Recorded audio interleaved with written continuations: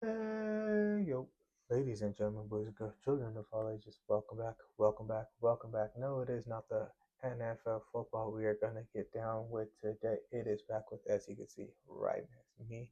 It is Football Frenzy, and we are back. Just like soccer's about to return. You want to talk soccer, you want to talk football, whatever it is, however you want to talk about it, let's get down to it. We are not going to deep dive into all the leagues, all the teams, and all of that because that's going to take a lot of time. But in today's episode of Football Frenzy, we are going to just look into our team. You already know what they are. First, we are going to start out with the Kings out in Spain, and it is in La Liga, where we talk about Real Madrid. And how have we started under Xavi Alonso? I feel like it's actually been fantastic. You are integrating a new culture essentially because, yes, you have that Real Madrid culture already existing, but you're also, you know, um, leaving an imprint of your own in that culture. So you're still building that, I guess, in that Real Madrid culture. So you need to build that, just like Zidane did, just like Ancelotti did, just like the boss did, and all the other managers in the previous regimes who have been successful. And I think even from day one, he's always been clear about his messaging with the fans, with the team, with everybody else.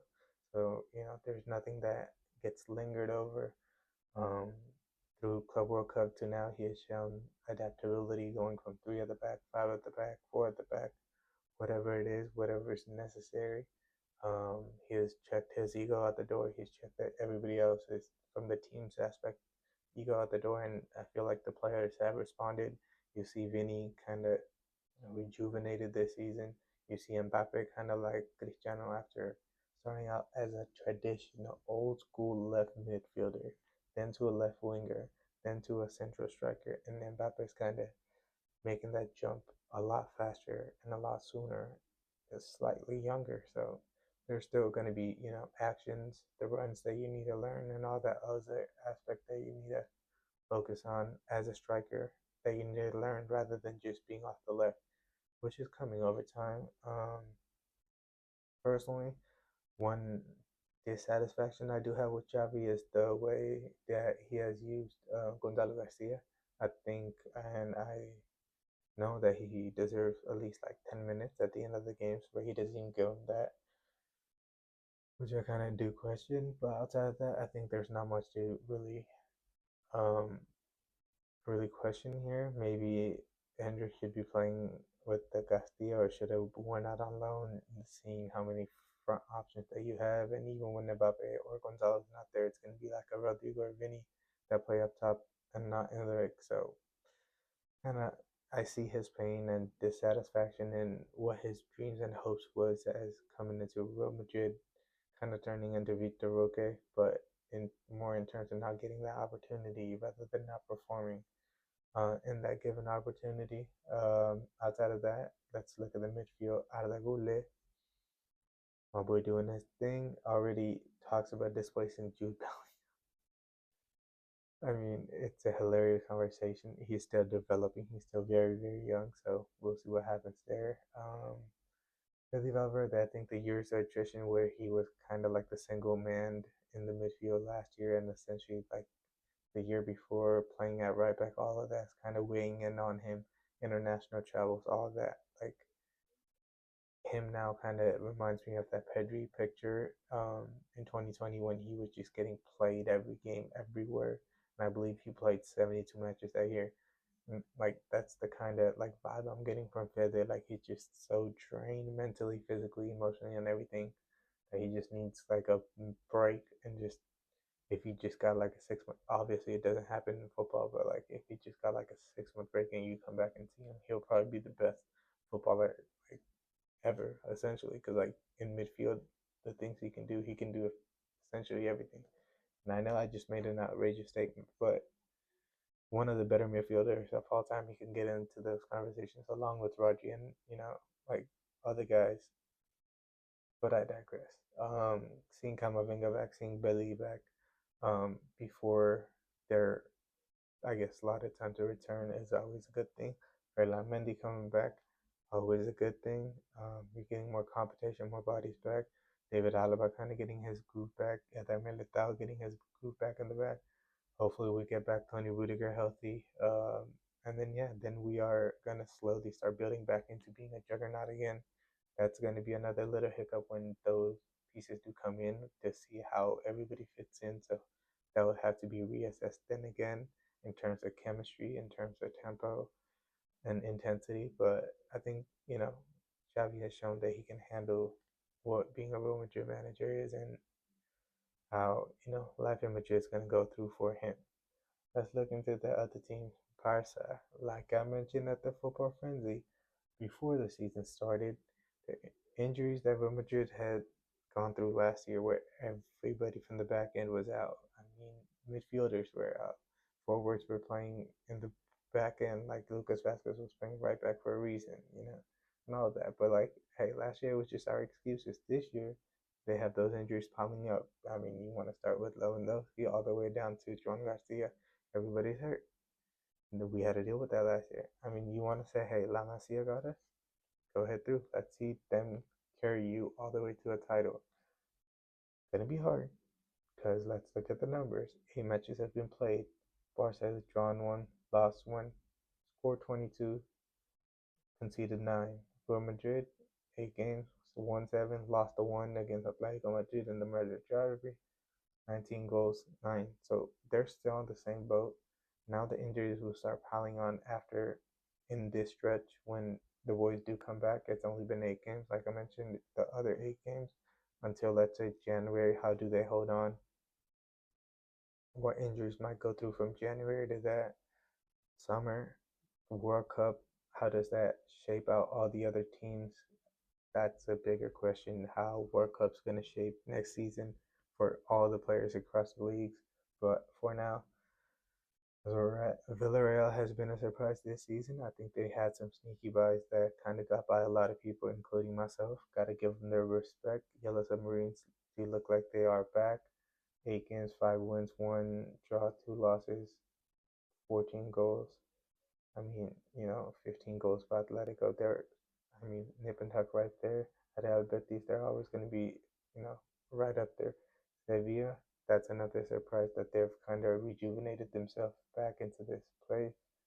Athletic Club, they have been a little bit of disappointment being down at 8th.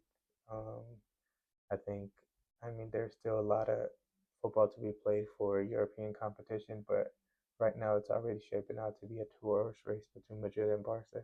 And if it is that, like how it was last year for us, where attrition kicked in and we kind of slipped up, let go of the title around March, similar to that, Barca can, like slip up and let go of that title a lot sooner because you can fight anything and you could come against anything but injuries because you can't do anything in that aspect. So I think that's where we are at with that. We will see on the next break probably or next football frenzy how and when or what the teams are looking like. And we move on now. We move on to the Premier League. And in this one, you already know. We just beat Liverpool. Yes, it was at Stamford Bridge. But we still beat the reigning defending champions who spent money on Isak, who spent money on Florian Wirtz, on their left back, on their right back, Ekatika off the bench, and a couple more other signings that we don't need to get into. But yeah, that just happened. So let's deep dive into a little bit more. So far, even after all that, we are still 7th. Disappointing, a little bit. I would have thought, we would still be at least the top 4. Like I figured the top 4 finish, but I also thought Man United would be top 6, and that looks to be like I got duped. So, don't take everything I take seriously. But let's look at the numbers really quickly. So far, 11 points from 7 games, 3 wins, 2 draws. Not the greatest, but at the same time, there's injuries, like I mentioned, for Real Madrid or Barca that could happen. There is already injuries for Chelsea piling up in the back end. Center backs wise, Levi Cole has been out. one of your better center backs, like you're never gonna, survive that to a Premier League season without one of your better center back.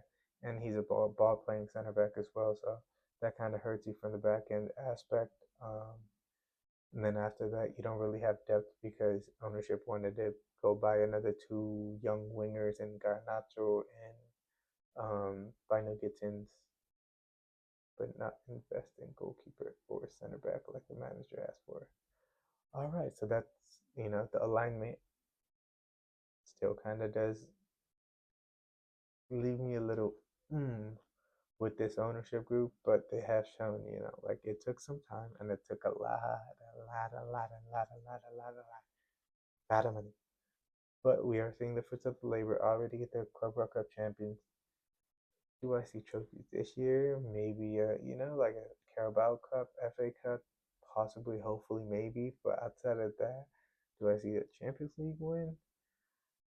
I mean, January, if they go balls to the wall crazy again and spend crazy again, who knows? But I just don't see that happening. At least until the summer when somebody goes crazy in the World Cup, and then maybe, just maybe, the ownership realizes that hey, maybe we do need some experienced players, some aged veterans, and then fit those guys in, embed those guys into the culture, and then the fruits of that kind of catapult. I'm hoping a 2028 Premier League title, like that's the bigger goal. And then 28 to 30, like a 3-year window at the very least. But yeah, Esteval is already showing why he's one of the next star kids in the world.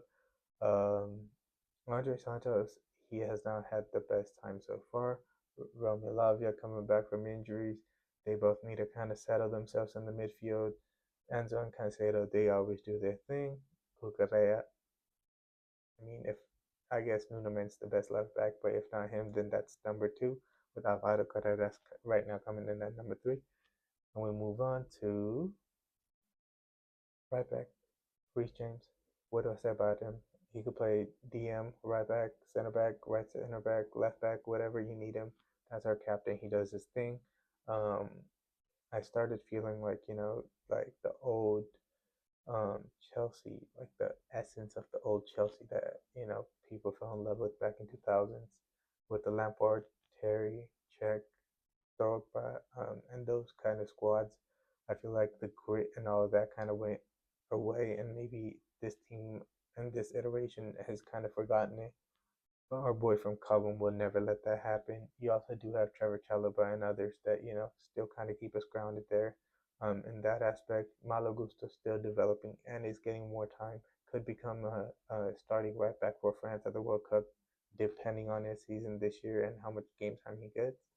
And then in the front line, going back to injuries, I mean Liam Delap, Cole Palmer,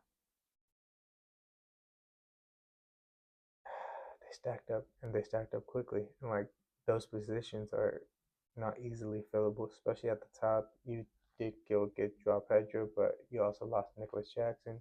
Mark Hughes still doesn't get any chance, so it doesn't make sense to have brought him back from Sunderland.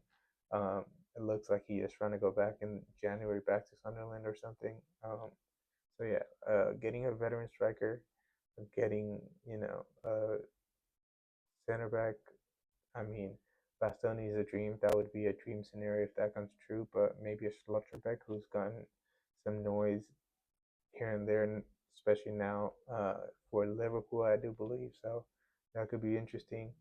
I hope they don't go after Konate. I hope they don't go after Upamecano. But Araujo, I feel like if Maresca could get the best out of him, there is a really, really, really good center back there that's just not been coached right or just not been in the right system for himself. I think he needs to play a lower block, not a high line. Um, but also can play in the high line because he played right back with Vinny in the Classico. So like he's versatile enough to do all of that. I think he matches up with speed with Premier League strikers. So that's somebody to keep an eye on. Goalkeeper wise, always I've been saying Diogo Costa is the go-to. He could play the ball with his feet. He's a good enough shot stopper. I mean, the Portuguese league has fed, from Ederson to Jan Oblak to various other great goalkeepers of time. So why not invest in him? With that, you can also kind of start that Portuguese assimilation at Chelsea with Giovanni Quenda coming in. Then you could go after Dranjev in the center of midfield if you do need to sell Enzo Enzo Fernandez, or Caicedo, or whatever the case may be.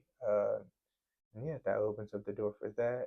Maybe a Rafael if you want to go after him for the left side just to get that experience factor. If you want to go after a striker in the future, possibly Gonzalo Ramos, even as a backup, you have him as an option. So that kind of does open the door for a lot of different options with that as well. Um, and yeah, I think Porto's doing good, but I think they might be willing to sell him. If he does well at the World Cup, his price is only going up, so it's better to get him early than late.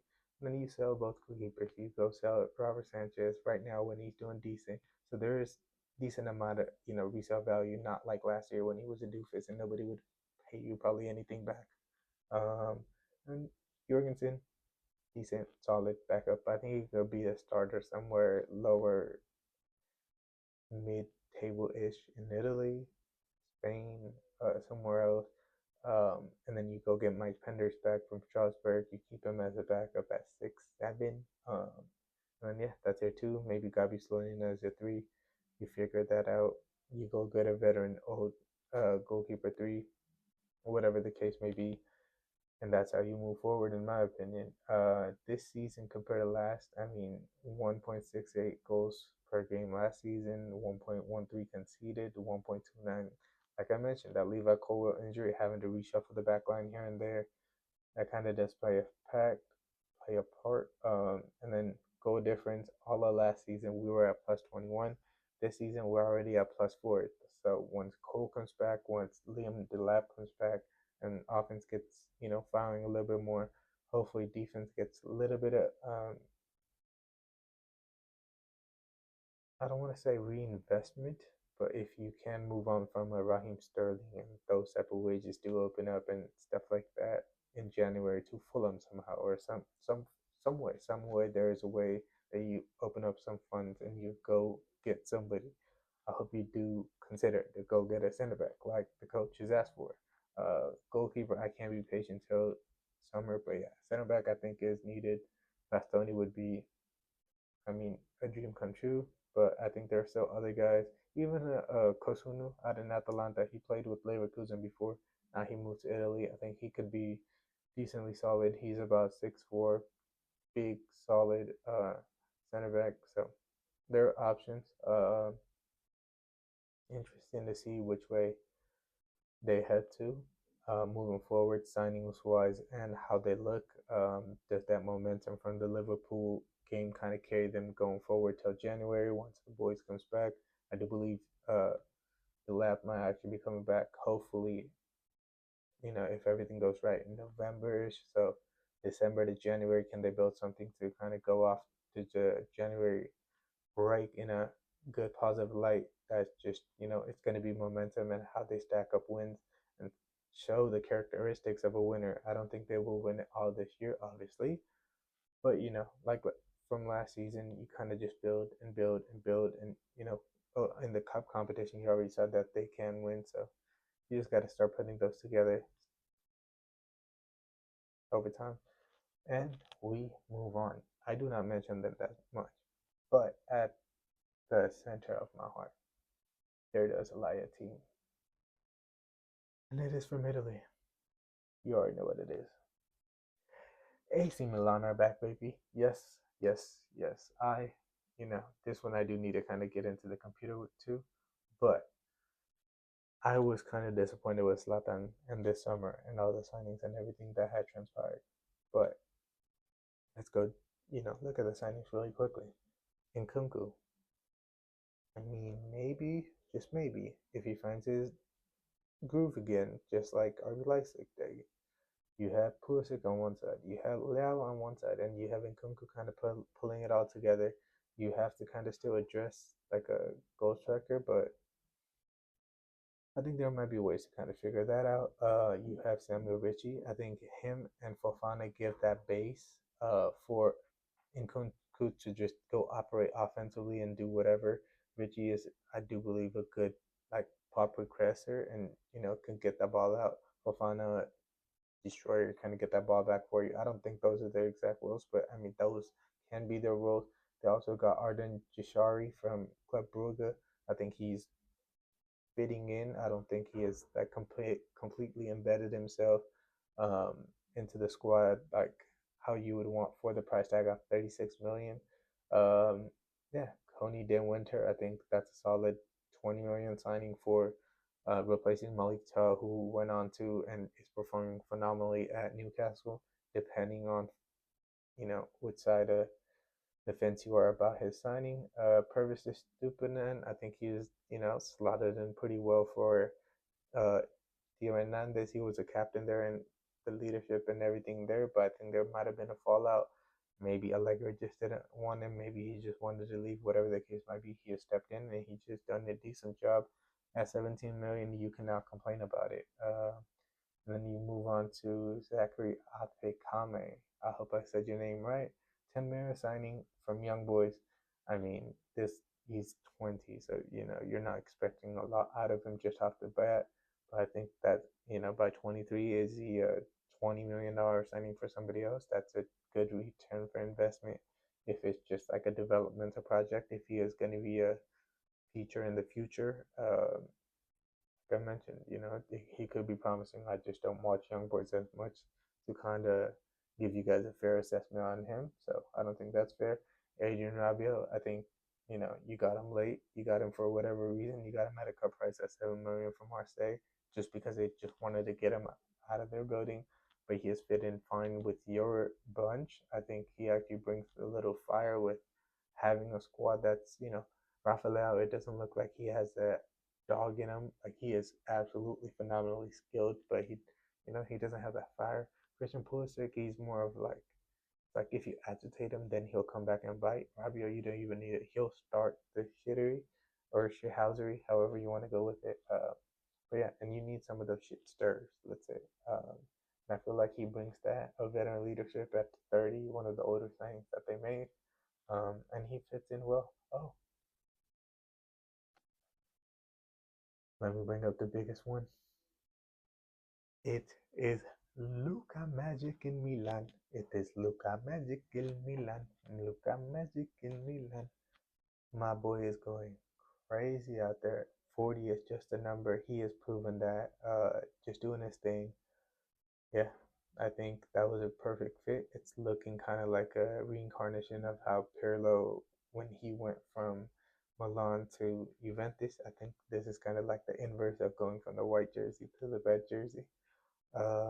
And yeah, it was never a doubt that I thought you know he had lost a step or anything. It's just over time you just gotta move on from each other, I guess, in that aspect, and they did. Yeah, Luca Magic in Milan. And also, it is a shout out to Allegri too. I think having a manager of that caliber has stabilized that team and that bunch a little bit more. I feel like discipline has always been a factor for them. Maybe one of those reasons is why Theo Hernandez is not a Milano anymore. And Allegri's not gonna take any BS. He's trying to build a team that wins. Hopefully, over time they do that. This season, I don't think they will win that, but Coppa Italia, that's there. Why do I say that? Because I feel like Napoli is the only favorites out there. Let's look at the Serie A table real quick. Um, Outside of Napoli, I don't see Napoli at 15. Roma with Gasparini, they have been straight, but at the same time, Milan are right there with 13 points. The bigger question for me was the Inter dip. That's why I kind of brought up Bastoni for Chelsea. Are they going to be willing to sell and kind of move on from this generation that kind of brought them to Champions League finals and all, a couple of Scudettos and all that? But they are kind of aging their way out of the squad, and the final was the prime example. But yeah, Juventus is still there at 12 points as well, with Inter at 4, Milan at 3 with 13. They're all bunched up right there. Napoli are clearly the favorites. If they slip up, can Roma do it? I don't know. I think squad wise, I might trust Milan more than Roma currently, and Allegri over Gasperini, but anything can happen. This season has been fantastic. Christian Pulisic, like I mentioned, is the leading goal scorer, and going into the World Cup, he kind of has to shut up a lot of doubters. I mean, especially after the whole Gold Cup debacle as well. Not gonna speak on the youth national men's national team as much today. We'll have another day for that, but yeah, that should be a very interesting conversation of how that team lines up. They're looking slightly better. Kind of look like there is a cohesion building, perhaps, but there's still a lot more left to be desired with Poch as a coach and the squad as a whole. Haven't really even seen what the squad would look like. You could kind of make ideas and hypotheses, but you can't really be sure what Poch is thinking. And yeah, going back to Serie A real quick, Milan, Coppa Italia is obviously a possibility. Like I mentioned, Scudetto might be a little bit harder, but depending on how they perform till January, if this form kind of lasts, if they are in the top two and three and four and five kind of start slipping downwards a little bit, and they are with Napoli head to head, maybe they make some investment, maybe they go out make some new signings. I don't know what the case might be, but maybe they might push for that Scudetto. I do believe it was 2020 the last time they won it, so it's right there on the cusp. I thought, you know, the team might have taken steps backward with Zlatan. Or Zlatan just being there kind of doesn't um, sit well with me. I don't know. Like, he was just there for a few years. He says he brought Milan back. I guess he did with the Scudetto he mentioned, but there's a lot more that goes into it. Now he's just like the brand ambassador, and maybe it's the fact that Maldini got kicked out of there, you know, who is Milan. And now Zlatan's kind of like in that spot. So maybe it's those reservations. But yeah, if you win, you're always going to get back. So it looks like they are building a winning team. We'll see how it kind of fares out. But yeah, to finish it all off, Real Madrid looking like we're back.